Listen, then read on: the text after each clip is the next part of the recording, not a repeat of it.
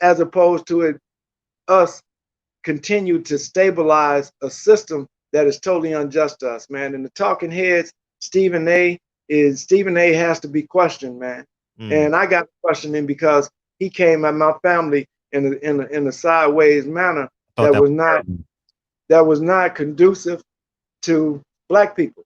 Mm. And I have a lot of friends who are white, and I don't think they appreciate it the way that you came at me. So I've been asking everybody that I know from journalistic end, get that brother my number because Mm. we have to talk. And at some point in time, it's gonna come that we have to talk. And the advice that he's given to the masses of people is incorrect where our history is concerned. Because when we have none of us are in any positions at all without the sacrifices of our ancestors who who were under the whip, who was under the noose, who was under the slaughter and degradation from humanity. And Mm. now you sit there in your suit and tie Mm. under their banner, under their flag, under the flag of American Broadcasting Company, under the flag of Disney. Now, to show you how wild just to show you how they dismiss us from a Mm. critical thinking standpoint, they gonna put us in a fantasy land to reopen this thing.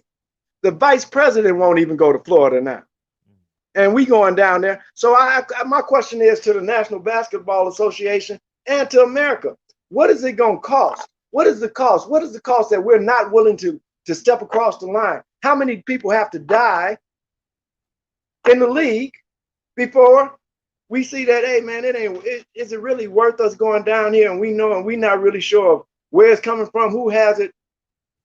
And now you know what's so cold, old brother? Let me show you this.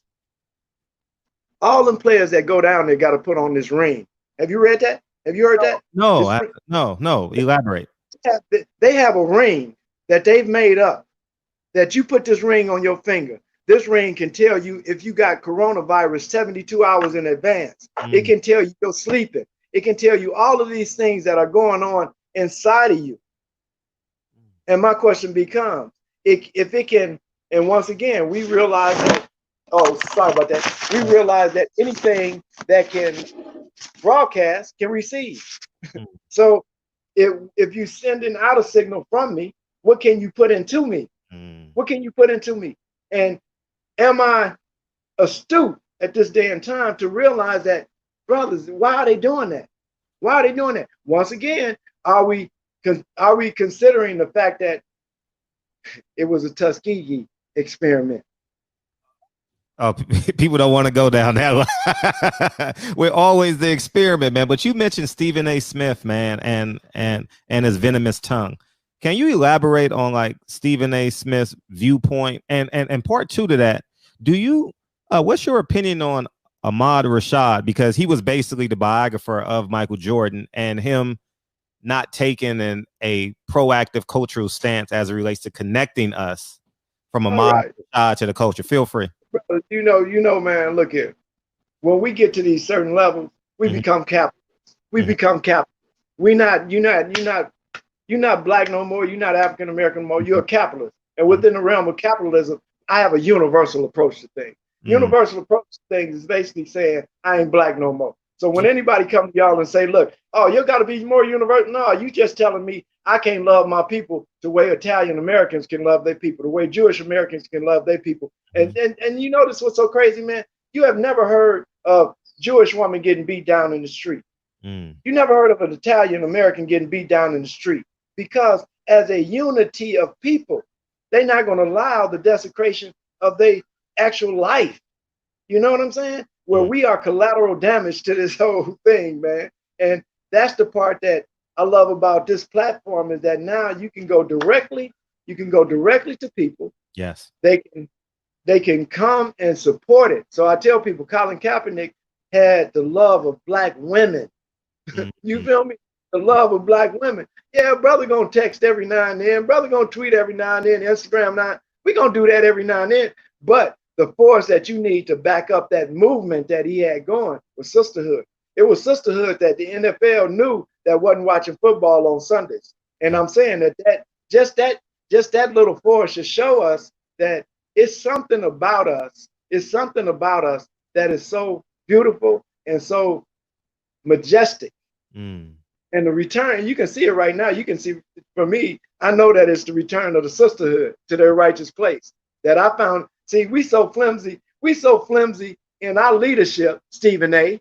Mm. That's flimsy. That's flimsy. When I sit down with my 8-year-old baby boy, what's going on, Noah? When I sit down with him and he can see through your vibration, he can see that something is wrong. What?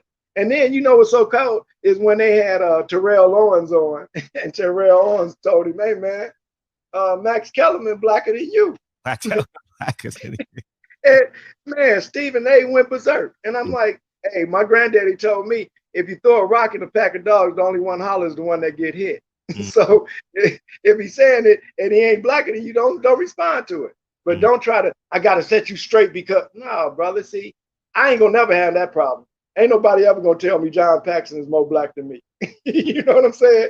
That our colleagues, we know where we are culturally, man. So from my thing is that Stephen A right now is one of the most visible African American speakers in America. Thus, you work for the American Broadcast Company.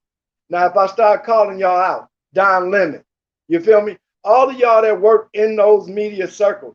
For instance, I love Al Sharpton for what he did, but I don't love Al Sharpton for what he did in that Comcast thing with my boy. Yeah. You follow me?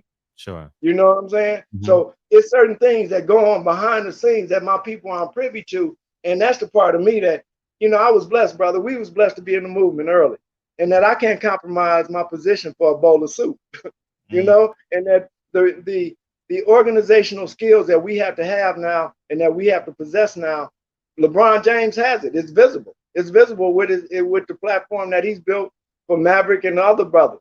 So it's visible. Now, how do we continue this? Because the realization to me right now is that Adam Silver realizes the impact and power of Black people not for the first time, for the first time he sees the galvanized strength of that.